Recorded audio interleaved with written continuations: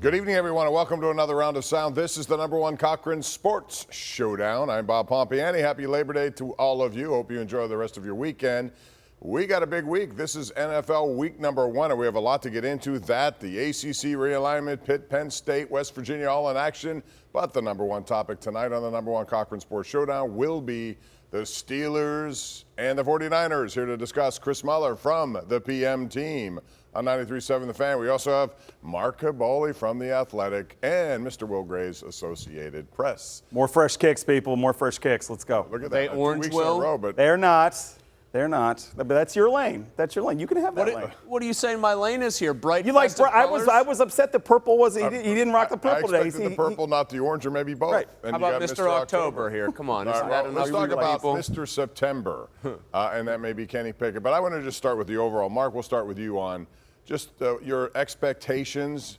A perfect preseason from the first-team offense, that certainly won't continue. But from it, we've gotten a lot of optimism from many people. What is your ceiling? What is your floor for the Pittsburgh Steelers? Well, first of all, I think it's a little bit too much optimism right now, right? I don't believe your feet. I can't believe that's where you're going. I mean, I'm not saying that this team isn't going to be better next year than last year. I'm not saying this team doesn't have a chance. I'm just saying that I'd like to see it first. There's a couple things that I have not seen in preseason and camp that needs to be answered. I mean, first of all, we need to see what happens when they fail. You know, they have not failed anything yet. Kenny has not failed. The offense have not failed. How do they rebound from that? And I want to know the expectations, too. I want to know when it's going into these games, they're supposed to win these games. They got a lot of young guys. How do they react to that? I'd probably have a better answer right after that than right now, because right now it's just all over the place to me. I don't think they're a 12, 13, 14 win team, and I don't think they're a 6, 7 win team. I think they're still right in the middle, a 9-8 type of team. I mean, I think they're probably a 10-7 team if things go right. They're an 11-6 team if things go really right. But I think the great irony about what they did in the preseason is that we thought this was supposed to be a power running team that established the run and kind of kept establishing. They were so good. Granted, you're not going to get your guys out there very long, but they were so good they didn't have to establish anything. So I think that's one thing. Obviously, the other part of this, and this is connected to them failing, Matt Canada has scripted presumably everything that they've done with the first team in the preseason. So few plays, it's easy. Call your stuff you like. The best coordinators in the game call the game on the fly once they've started getting adjustments made against them. So I have no idea if they can do that. Plus, I mean, and this is the elephant in the room for me still, Kenny did it in the preseason. To his credit, he looked like a vastly different dude than at any point last year. He looked like last year at Pitt, Kenny Pickett, but he's got to do that when the real bullets are flying here. Yeah, I mean, I think part of the thing is, too, we view the Steelers in a vacuum, right? It's not like the other teams got better, too. I mean, the Steelers aren't the only team that is trying to catch Kansas City. So, but I think from overall, the schedule's friendly. I mean, I think for the most part, I think they will be better. I think that the floor would be 8-1, or maybe let's get funky and say 7-3. To keep that non-losing streak thing going. But the ceiling could be. I mean, I could see them winning the division, but are they any closer to catching the Chiefs? If they get in a shootout, if Kenny has to get in a shootout and score 35 points to beat Kansas City, to beat Buffalo, can he do that? And I don't think we're there yet. What's the more realistic way, if we're going to go down that path, just for argument's sake, for a team to expect to beat the Chiefs? Either have Kenny go Jalen Hurts in the Super Bowl and almost go play for play with him and just beat him 38-35 or 41-38, or have your $100 million plus defense with your very smart head coach and your very experienced defensive coordinator who both run that thing do what Lou Anarumo's defenses do to them most of the time, which is hold them in check and actually give the Bengals a chance to win a reasonable scoring game.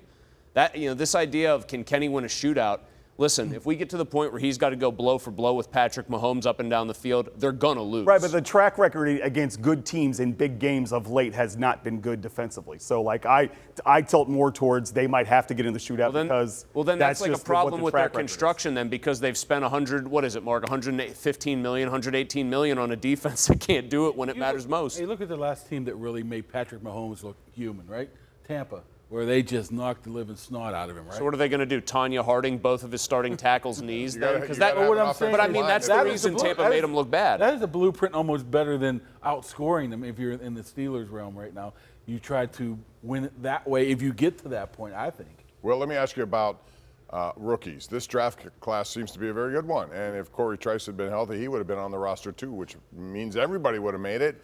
Which rookie is going to be the guy who's going to give you the most production this year of all the guys they have on their rookie? I think Joey class? Porter Jr. is probably going to get the most chance to make an impact. I really think, obviously, we saw the signing of Desmond King the other day. I don't know how that factors in to Joey's development and getting in the lineup, but I think he's going to be given the most chance to make an impact, so I would just go with Joey. I mean, I've been snooping around with the Nick Herbig stuff because I'm not quite sure how many snaps he's going to get. But it almost looks like, talking around, they want him ananywhere between that 18, 20 plus type of snaps. If he's able to do that, at whose somehow, expense? Yeah, a little bit of both, And I've asked Highsmith and Watt, and they're looking at that certain number. If you can get him 18 to 20 snaps a game, that's where they feel comfortable of coming out. Then I think Nick Herbig has a chance to have, 5, 6 stats, right? Then can I go with the I know football clearly answer here? How about Benton? I mean, I think Benton could be it. I feel like he's going to have a season where the Caballis of the world, who are very smart with football and love to focus on the trenches, unlike skill-oriented guys like me who just watch the ball and they don't watch the thing that sets up the ball. I think Benton's a guy who could be really disruptive. They clearly like him a lot. I think they like a lot of these rookies, but he feels like a guy who's got under-the-radar chance to disrupt a lot of plays and be sort of a key cog in them slowing down certain offenses. But he may make those other guys better. Their stats may be better. That's what I mean. His Like, I are think gonna be he's just going to get occupying. Just like Herbig, though, what amount of snaps is he going to get? You don't think he's better than what they have there? No, I'm just I saying. think he's got a chance to get a few. I think he's got a defense. chance to get more because I think they feel like he can do more than just sit in there as a nose. I thought you'd be a Broderick Jones guy. I think you know what? Unfortunately, I think one of those tackles will get hurt, and I think Broderick Jones will be called on earlier than you. My ideal scenario is that not because of injury. I don't want to wish injury on anyone. More at right tackle and Jones at left tackle. I think that's their best 5 eventually. I thought you were going to zig there because you've been talking up, Dan Moore all season, and I thought you were going to bench him here like the week right before the season. That's right. Somebody's going to get hurt. It's going to happen. It's going to happen. So I think Broderick Jones has an opportunity to play. I'm a big Dan Moore fan. I thought he earned it. The way he's handled it too, I think has been a good example for that whole Sam group. Aller helps him out a lot. We got to go to break. When we come back, though, we're going to talk about the rest of this AFC North. Specifics of the San Francisco game. Is Nick Bosa going to play? And all that coming up right here on the #1 Cochran Sports Showdown.